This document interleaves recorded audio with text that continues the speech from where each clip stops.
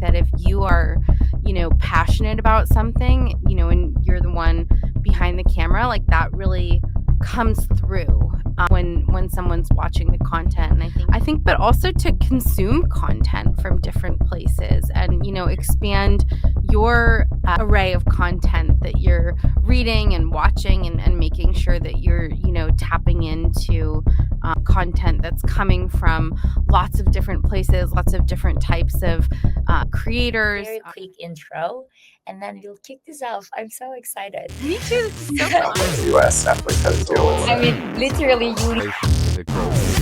feel like it's a broader problem. Localization is much more than that.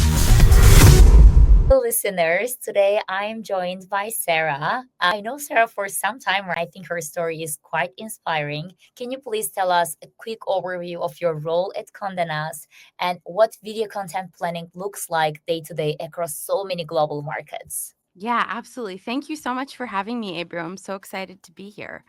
Video content planning sounds a little bit ambiguous, but I'm on a team called Content Planning and Practices. And basically, what we do is we establish systems and processes to help make everything around making content more efficient.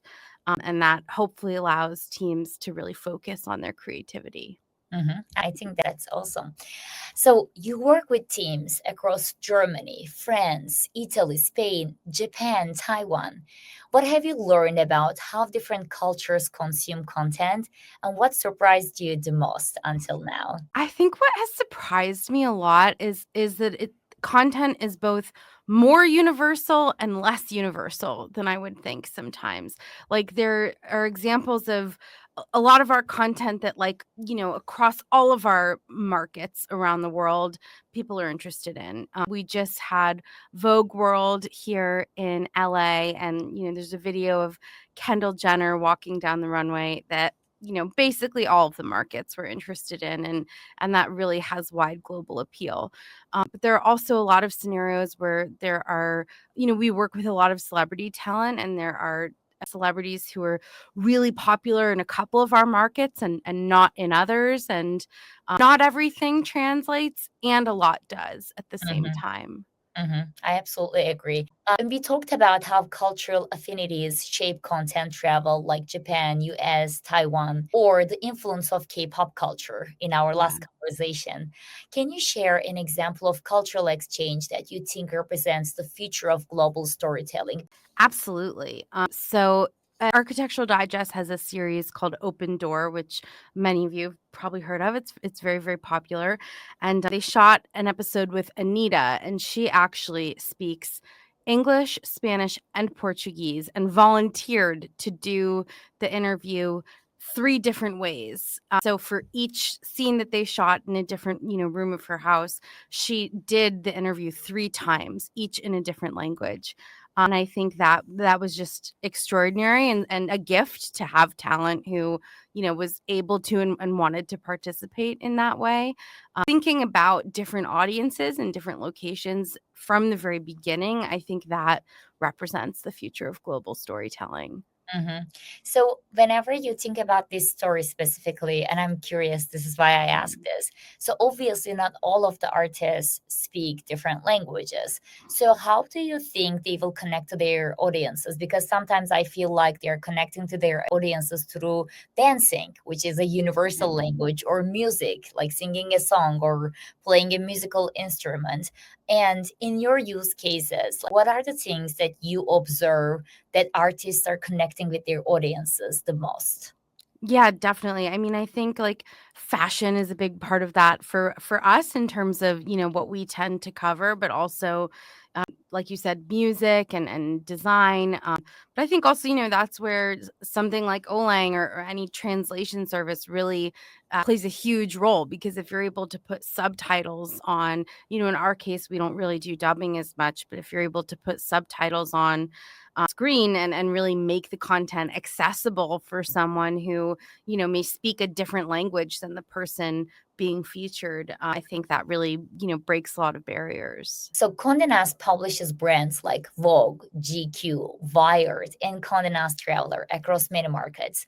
How do you think about what should be localized versus what should stay original? We really leave those decisions up to the fantastic teams that oversee content in their markets. I feel like they really understand what their audiences appreciate and what won't resonate. And so we really leave that up to the markets themselves to make those decisions. As long as all of the factors allow for it. Like, for example, there are instances where a market does want to take a video from another market, but something like fair use laws may be different in different countries, and so there are some other circumstances that might factor into not being able to share content, even when the desire would be to do so.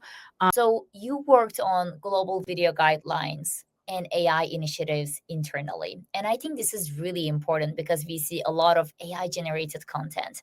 So from your vantage point, where is AI actually adding value in content workflows today? And where do you feel the human touch is irreplaceable? I really love this question because from my vantage point, we're really finding the most value in AI in enhancing workflows. Something like translation or making, a process of post-production a little easier. Helping with color correction or editing, sound in a specific way. Being able to use OpenAI to help synthesize documents and organize things more easily. But for the most part, I think we really still value the human touch in the creative output itself. I Mhm. think that's what people come to Condé Nast for is our creativity and our point of view. I also in my personal life, I'm a writer, I'm a musician. I would never use AI to create any of those things. I would certainly use it as like a brainstorming partner to help me find plot holes in a piece of writing or, spark some ideas. But I think it's really important when you're creating art, at least from my perspective, to really help use AI to do a lot of the menial, laborious tasks and give you the freedom to focus on actually creating the art itself as human out. Do you ever think of using maybe AI avatars or It's not something that we explore as a company. I think also a lot of what we provide is, we have like access to these amazing actors and musicians and thought leaders. And so, being really authentic and being able to have conversations with them is extremely important. So we'd never want to do anything to jeopardize that. Mhm. And to be honest, it's not really something I've explored outside of work either. Yeah, absolutely. That makes sense. There are some that I personally enjoy, like on TikTok, for example, but it's usually not showing humans. It's Mhm. showing like, you have the choice between a bed made of marshmallows or honey, and which are you gonna choose? And they'll have like, a bunch of different options, and it's silly because and I think it's fun because it's not something you could ever create, with Correct. in real life. So I find those to be a little bit entertaining sometimes, but I'm not really drawn to any AI content that is really trying to do something that you could actually, film in a realistic way, or trying to replace content that we already have. Yeah, absolutely. That makes totally sense. So now I want to come back to localization, which is becoming a major focus for your AI initiatives. Yeah.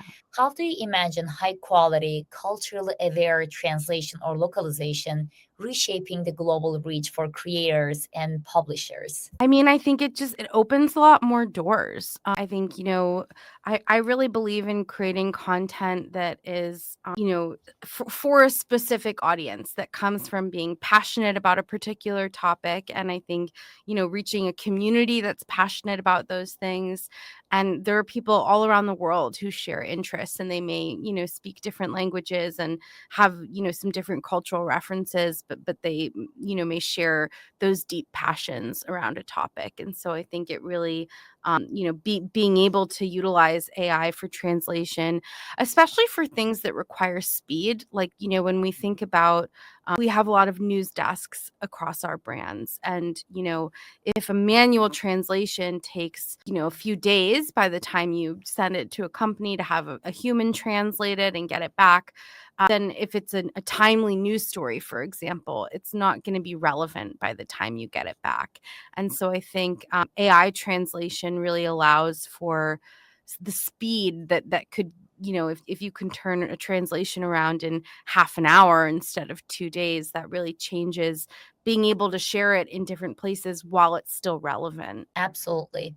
So now to the next question. So we have founders like in our audience listening, and they feel overwhelmed by AI and global expansion because it became extremely easy and simple, but at the same time complicated because they want to make it like, they want to relate to their audiences in different languages. Based on what you are seeing at Condé Nast, are companies really late, or is there still a lot of space to catch up and do it right with AI and content? I mean, I think this is my philosophy that applies to life and not just to AI, but I think it's never too late.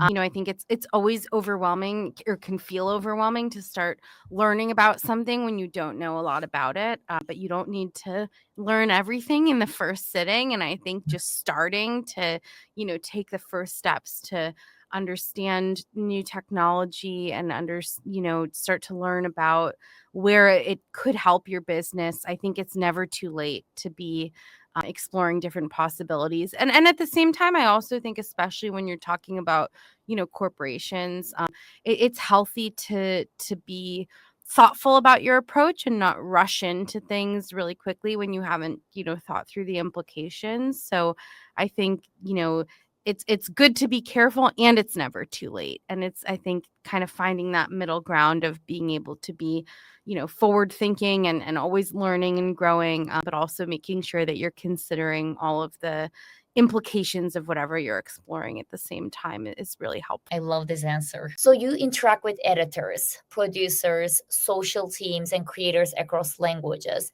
What are some of the biggest challenges you see when teams try to scale content globally? I think having the right systems in place, making sure that people know where to look for the files that they need, and that, I think there's a balance between respecting everyone's autonomy and also wanting to do things in a way that's uniform enough that everybody kind of understands how to work with each other without a lot of friction in the process. And so I think that's an important part of allowing for scale in working together globally.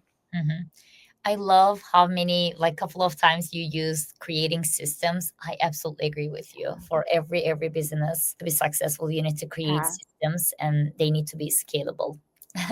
absolutely. So you mentioned how different markets prioritize different formats like short form socials, long form YouTube, TikTok, etc. What trends do you believe will define the next 2 3 years of global video? Maybe 2 3 years it's too long for content because I think the timelines might be like kind of shorter. But Yeah. what are the trends that you see right now that will shape the future of content creation? So I think, some of the data that I've seen shows that people are watching more and more content on their phones. And so I think, vertical video is a growing category across the board. But I also think, people are on the other end of things watching like through the YouTube app on their TVs Mhm. and, sitting down for more of like a lean back experience. Yeah, totally. So I think that in terms of like where video content specifically is going, I think it's really helpful to be thinking about the experience that you want your audience to have, or that the context in which they might be consuming your content, rather than simply like the platform itself. Absolutely. How do you feel about the printed media? I mean, I think there's something still really special about flipping through a magazine and, feeling the pages in your hands. And it's a totally different experience than, scrolling through a website. And I think, similar to like the difference between, what I was saying before with like watching vertical videos on your phone versus, sitting on your couch and watching videos through the YouTube app, like reading a physical magazine is a separate kind of experience. And so, you know, I, I'm I'm maybe biased in a way. I've been at Condé Nast my whole career, and I love magazines, but I think that there's still an important place for consuming physical magazines. Just the same way, I mean, I think when the Kindle came out, people were speculating, oh, our book's gonna, go away and we're not gonna have physical books anymore. Mhm. And maybe there's a more diversified landscape around how people consume books. But, personally, I almost always read a physical paper book and don't foresee that changing. And the Kindle has been available for, I don't know exactly how many years, but a long time now. And so I think that the landscape is expanding, but there's still very much a place for printed media. I agree. Thinking about it, I also prefer printed books. From your day-to-day reality inside a major media company, what do you think startups and creators misunderstand about working with global audiences? Maybe when companies think about expanding to global audiences, it might like feel overwhelming, and there might be the instinct that, oh, you have to try to appeal to everyone. But I think similar to what I was saying before about really like appealing to the communities that are passionate about the content that you're producing, I think it's important to still stay really true to those audiences and that focus, and understand that there are people everywhere who have similar passions. And so when you're thinking about expanding into global audiences, it's not that you're trying to reach every single person in a market. You're still trying to reach your core audience of people who are interested and passionate about what you're doing, who just happen to be located somewhere else and speak a different language. Absolutely. And I think finding that community is very difficult. Do you have Yeah. any tips that can help, like other founders or executives to create communities like in different regions? I mean, I think just being really authentic when you're creating content. I feel like that's kind of an answer that's maybe, overused and sounds a little corny, but I really do believe in it. I think that if you are, passionate about something, and you're the one behind the camera, like that really comes through when someone's watching the content. And I think, you have to experiment with different types of distribution, and platforms are always changing. And so I think it's important to always be innovating in terms of like how you're making your content discoverable. But I think the most important element of it is to be really authentically curious in your pursuit of creating content. I love that. I think sometimes we underestimate the importance of being authentic and passionate about one single thing. Yeah. And that's probably one thing that really big content creators are able to pass to the audience. If you think Yeah, about, like, I don't know, Mr. Beast, like, or other big influencers, the way that they connect with their audience authentically, I think that really helps. definitely. Love that point.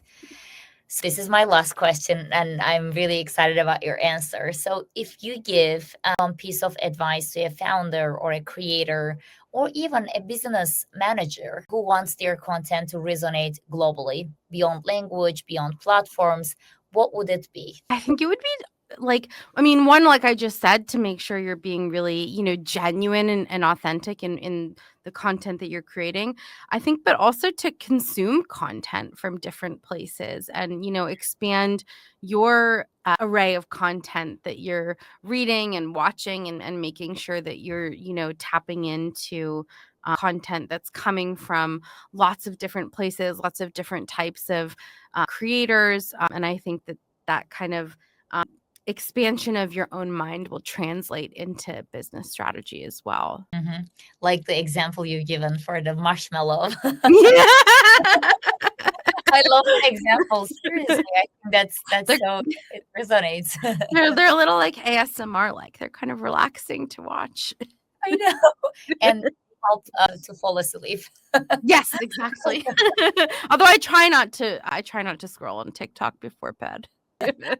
Sarah, this was so fun. Thank you very much for your time and for what you have shared. Oh, my pleasure, Avery. Thank you so much for having me. I had so much fun having this conversation with you.